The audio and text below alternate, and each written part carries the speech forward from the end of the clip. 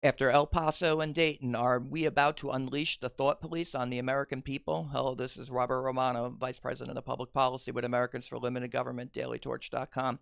Hit that subscribe button. Today, we're going to be talking about the tragic shootings in El Paso and Dayton again, and what sorts of policies this might lead the federal government to adopt. Specifically, we're responding to remarks by President Donald Trump in the immediate aftermath of the shootings, where he said, quote, "We must do a better job of identifying and acting on early warning signs. I'm directing the Department of Justice to work in partnership with local, state, and federal agencies, as well as social media companies, to develop tools that can detect mass shooters before they strike." This was his remarks on August 5th. He wants to work with the DOJ to work with the social media companies to detect mass shooters. Does this sound familiar to you? It should. In the aftermath of the 9/11 attacks, and in the almost 20 years since then, we've encountered, primarily thanks to the Edward Snowden disclosures, former NSA contractor who revealed the mass surveillance programs that basically revealed that the Justice Department, intelligence agencies, and big tech companies that provide social media, email, and phone services to the American people all have a relationship. And so we've kind of become a high-tech surveillance state of sorts. We've written about this in the past. In 2013, I had a piece on Fox News that talked about this. And what Snowden was revealing was the extent of the mass surveillance. And so these programs have had many names over the years.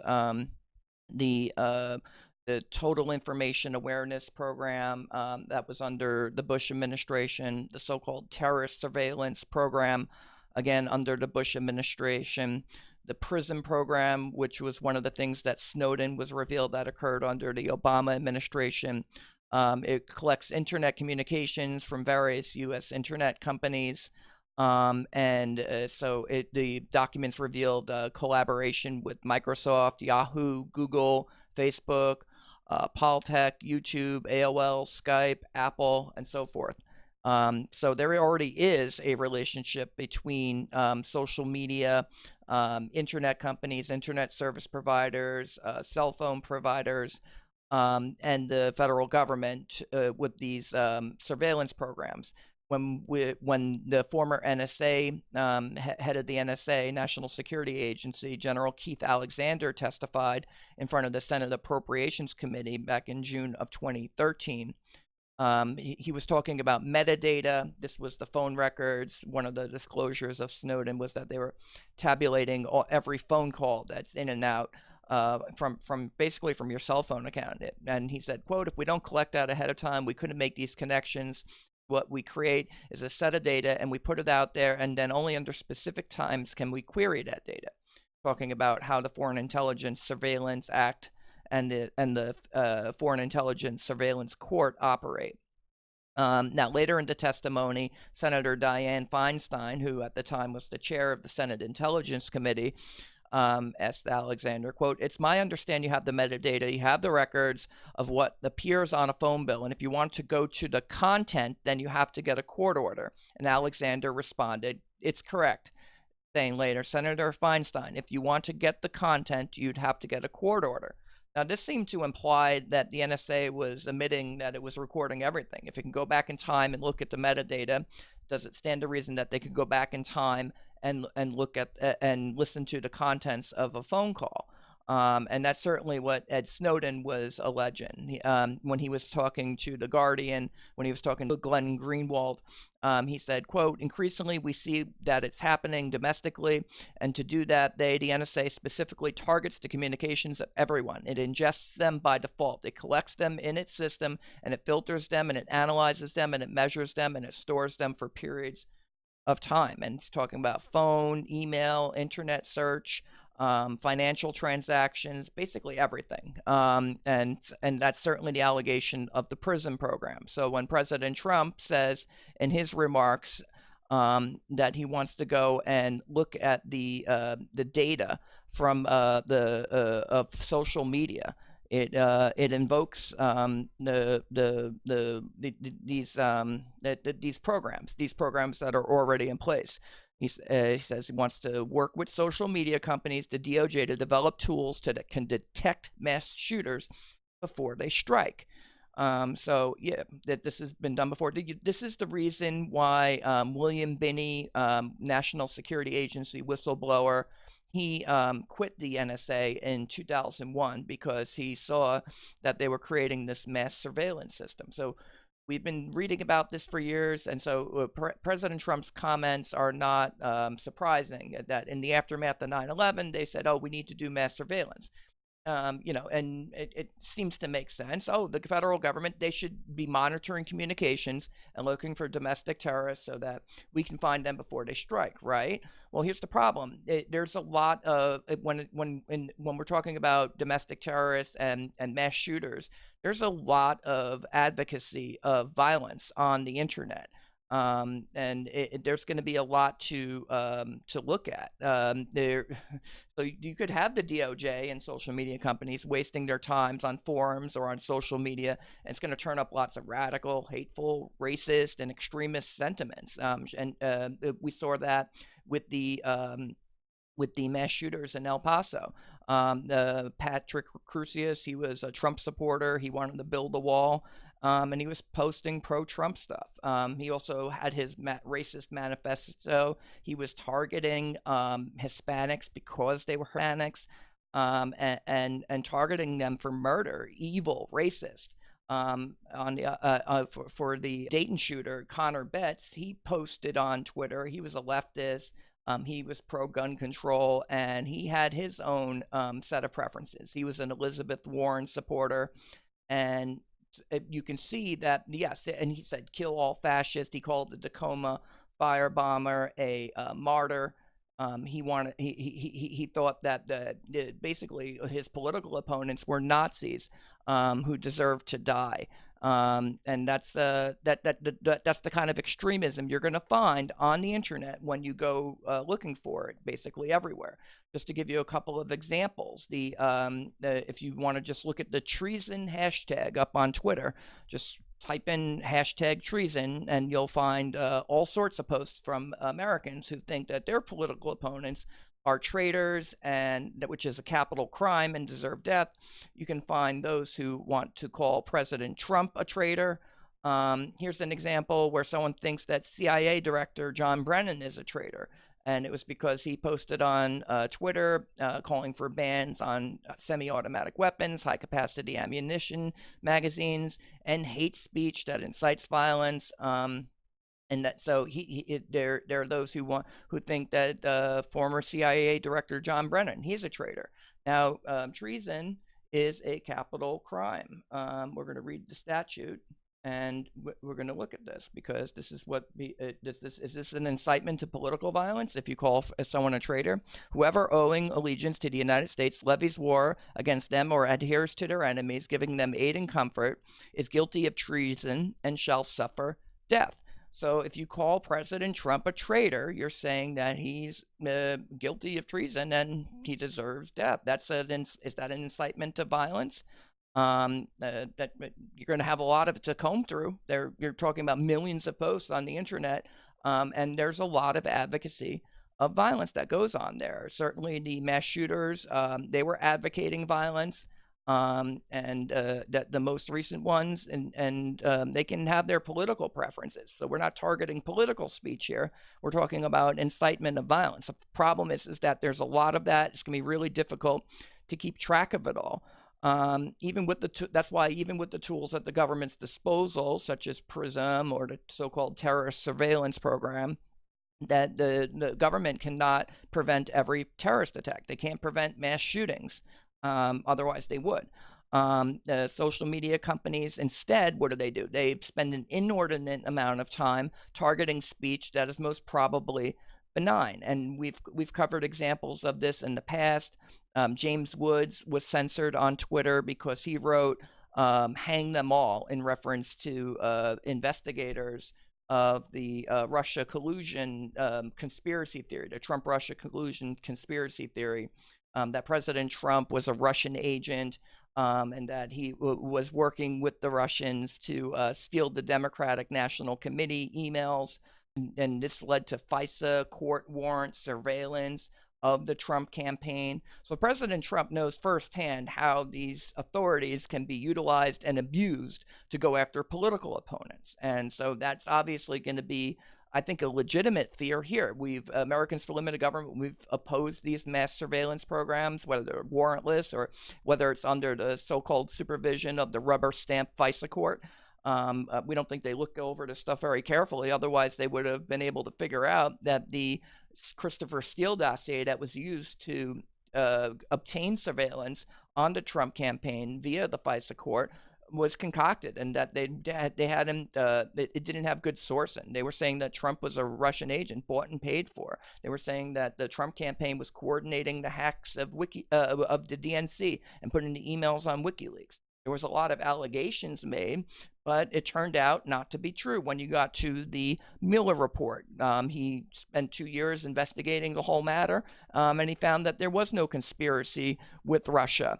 And that's wow, after 3 years of investigation, 2 years by Mueller, he said, quote, "The investigation did not establish that members of the Trump campaign conspired with the Russian government in its election interference activities." So after all of that, despite the fact that they had top secret surveillance, they had access to all of the communications, they could not establish that the president was a Russian agent after all. And the FBI wasted 3 years investigating it. So clearly these authorities, they have been abused. We've seen clear examples of this. And so when you have members of Congress or President Trump himself calling for the Antifa to be deemed a domestic terrorist organization. This is a bill from Ted Cruz, Senator Ted Cruz, and Senator Bill Cassidy. They want to declare Antifa a domestic terrorist organization. There's some that want to have Antifa's social media accounts shut down, and surely they're all over the internet. These organizations, they advocate violence. Here's Antifa International. Their slogan is, "Your granddad didn't play for fascists. He shot them." Well, there's an advocacy of violence. You can find this stuff all over the internet. It doesn't take that. It's not very hard to look for it. So when the president proposes that we need to monitor social media to develop tools that can detect mass shooters before they strike, frankly, I think it's kind of science fiction. I don't think that you're going to find lots of advocacy of violence. But you're not going to find real terrorists, or you're going to find very few of them, very few mass shooters. There are people who are not really threats, even they're not actually engaging in violence, even when they're advocating for violence. And so that's going to be, I think, a real problem, and a huge undertaking, and probably a waste of time by the Justice Department to be monitoring social media. I can show you other examples. But the President Donald Trump supporters on Reddit, the Donald subreddit group, were targeted for quarantine because a few posters on the Donald, this is the 773,000 supporters of President Trump on Reddit. Well, they're being kind of censored on Reddit right now because a few tiny number of posters on this forum, where tens of thousands of posts are posted every day, advocated for violence against police and government officials in Oregon.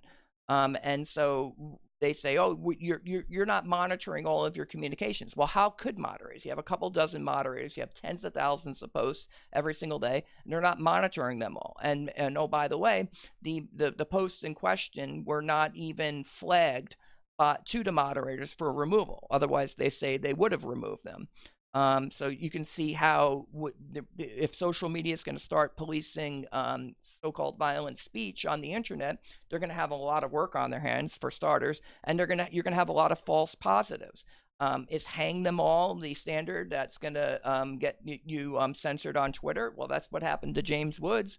If Mitch McConnell's campaign posts a video where they're showing protesters advocating violence against Senator Mitch McConnell, they pull the video, said, "Oh, you're advocating violence." It's like, no, we were criticizing the advocacy of violence. So can you even criticize the advocacy of violence? Where is this leading us? So we're going to have thought crimes on the internet. We're going to have thought police who are monitoring the internet and all of our social media. And President Trump says we're going to have the Justice Department working to find the needles in the haystack, to find the Patrick Crusiuses and Connor Bettses.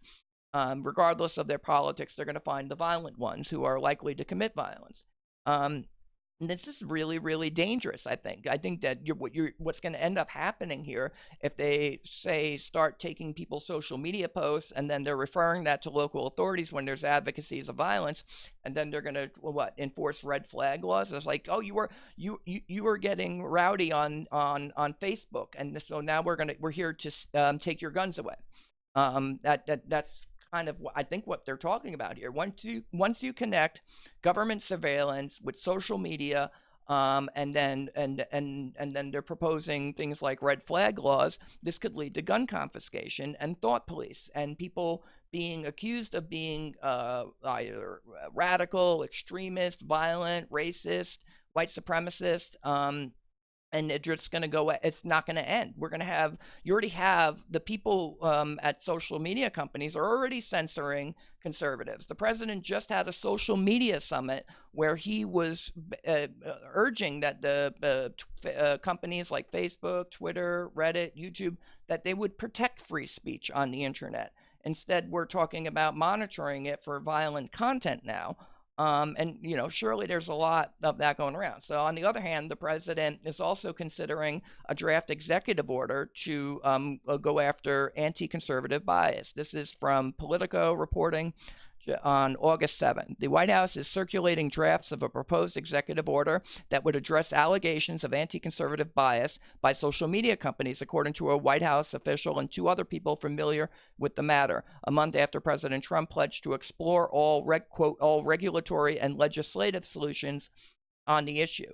Now, clearly, censorship can come into play here. And so you're not going to find real shooters or real terrorists. You're going to find lots of bluster on the internet and people advocating potential violence, but not actually engaging in real violence. And again, just look up your treason hashtag, your Trump treason hashtag, and you're going to find people who are advocating for that. And President Trump, to his credit, he's looked at social media bias and at the summit, and he says he wants to protect free speech. Well, these goals are at odds ends. If you're going to have the Justice Department looking at violent content on the internet, and then working with social media companies, passing on that information to local law enforcement, you're going to have thousands upon thousands of incidences that they're going to have to be investigating, and a lot of it's just going to be bluster. People losing their temper on the internet and then saying "hang them all" or whatever. I mean, the idea that James Woods wants to engage in political violence, and that's why his tweets were censored, is, I think, kind of ridiculous. We're not able to distinguish between credible threats, real imminent threats by real potential killers, and actors who are making a point about the Russia conspiracy theory witch hunt that the FBI and intelligence agencies were engaged in for 2 years. I mean, if we can't make those types of distinctions, well, then maybe we shouldn't have thought police monitoring the internet, because they're not going to make good decisions. They already think that Trump supporters and Republicans are Nazis and white supremacists. I guess because they support a legal immigration system and they don't want the whole world to move here because we can't accommodate them. They want to label Christian and family-oriented groups as homophobic and anti-gay because they did not embrace gay marriage. That doesn't make somebody a hate group if they're following their religion and which has certain rules, and they're going to follow those rules. Why should they support gay marriage? That doesn't make them a hate group. It means that they're following their religion. So I think this is all going to not lead to a good place. And I think the president needs to carefully look at these contradictory goals of monitoring social media for violent or hate speech, and what's going on with censorship there. I think that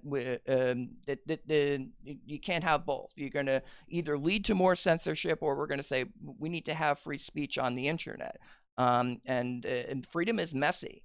And it's going to lead to types of speech that people find offensive. But if it's going to become a basis to go after people and deprive them of liberty, to confiscate their guns and things like that, well, that's not something that Americans for Limited Government is going to support. And if we're talking about mass surveillance, along the lines to what Edward Snowden was warning us about, well, I think we're going to have a real problem here. Americans for Limited Government, we support the Constitution. The Constitution has a First Amendment, free speech, has a Second Amendment, the right to bear arms, a Fourth Amendment, that's a right against unreasonable searches and seizures, Fifth Amendment, right to due process. If you're just going to go around and be confiscating guns based upon mere allegations and there's no due process, someone says, oh, Robert posted something violent on the internet, you have to go and take his guns away. And then, suddenly the cops are showing up to seize people's guns without any due process. I think that's a deprivation of liberty without due process. You don't get to challenge these sorts of things. In the meantime, there's really kind of strict laws about involuntary confinement for somebody who's mentally ill. And so they're not going through that process. If you have a red flag law, you're trying to sidestep that process and just say, well, that person's violent. Well, if they're violent and they're dangerous, why aren't they going through the due process procedure for having somebody confined against their will because they're dangerous or they're an imminent threat? They're not doing that. They're sidestepping that. So we're talking about, in the wake of these tragedies, in El Paso and Dayton, policies that will lead to the deprivation of rights, and we don't support that. So I'll leave you with the close here. We do not believe this is what President Trump actually has in mind, but the road to hell is paved with good intentions. For those who think these tools will be used for good, whatever can be used against groups you don't like can also be turned against groups that you do like. The fact is, the federal government does not have a very good track record with operating these types of surveillance programs, and we have already seen an abundance of evidence that they have been abused to target not those who are violent or pose any real national security threat, but against political opponents. President Trump knows this firsthand when the Obama administration was spying on the Trump campaign in 2016. They know that these authorities and surveillance powers have been abused. They'll come after you with fake allegations that are made up by the people who are paid for by, I guess in this case, the DNC and the Clinton campaign, paid for the Christopher Steele dossier to say that President Trump was a Russian agent. So are they going to pursue allegations that go after political opponents? I think this is dangerous. We need to think twice about this before this gets out of hand. So President Trump knows this better than anyone. And so we haven't even cleaned up the prior messes left behind by foolish attempts to create a surveillance state and thought police in America. Let's not create another mess, Mr. President. That's the commentary. This is Robert Romano, Vice President of Public Policy with Americans for Limited Government, dailytorch.com. Hit that subscribe button, ring the bell for notifications, and have a good day.